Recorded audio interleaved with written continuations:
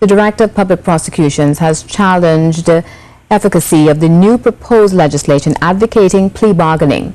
Roger Gaspard called it short-sighted, saying that the inadequate staffing at his office would negate any benefits the new legislation might bring.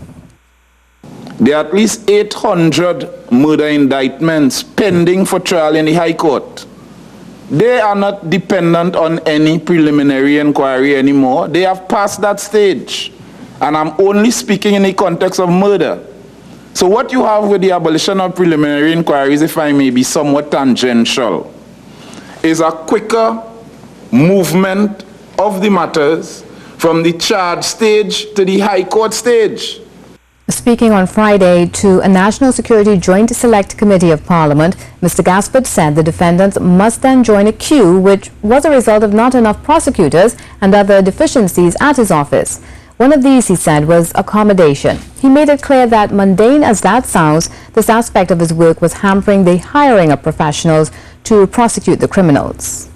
Because of the lack of space, accommodation, the spatial needs of the DPP's office, it was suggested to the JLSC that if they were to send, say, all 137 attorneys to the current building that we had, one in Port of Spain, buildings, one in Port of Spain, one in San Fernando, there would be no place to put them. JSC member Senator Paul Richards expressed his astonishment that the prosecution of cases was affected by this.